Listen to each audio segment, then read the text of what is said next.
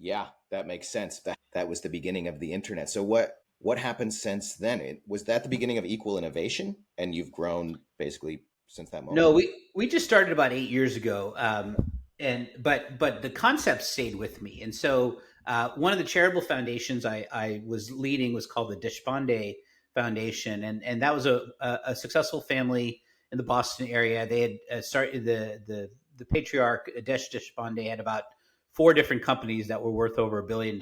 So he really knew how to build companies. And one of the things he noticed was the places like Boston, San Francisco, really all of California, Boston, New York.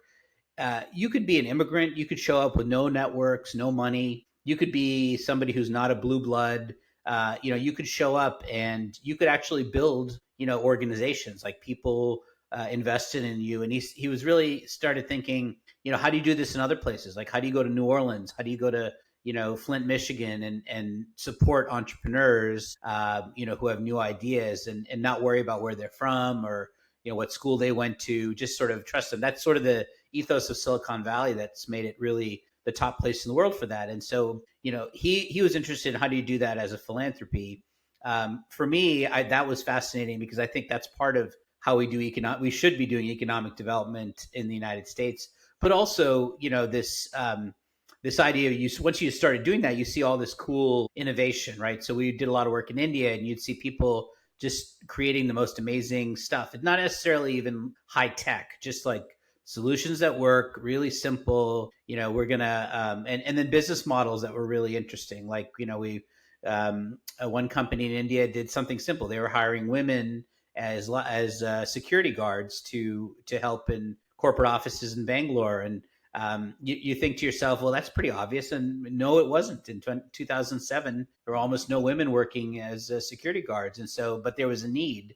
And so, like any entrepreneur, they fit it. And in India, that was a big deal because it was also a cultural shift. It was, bringing women into a specific occupation where they never were expected to be. And so, or another guy who's just looking at sort of the state of like ponds and lakes in villages and saying, what, if we clean this up, even if we do it manually, like we can provide drinking water for at least for animals and irrigation, water. And so let's just get to work. So that's not even like tech innovation. That's simply looking at a problem and saying, I can build some sort of a business model around this that's scalable and needed all over that part of India. So I got really excited about seeing stuff like that. And so a couple of years later, after doing the foundation and the Obama thing, that's when I got to the idea of that we need to actually have an organization that focuses on this and just helps entrepreneurs to find funders and partners and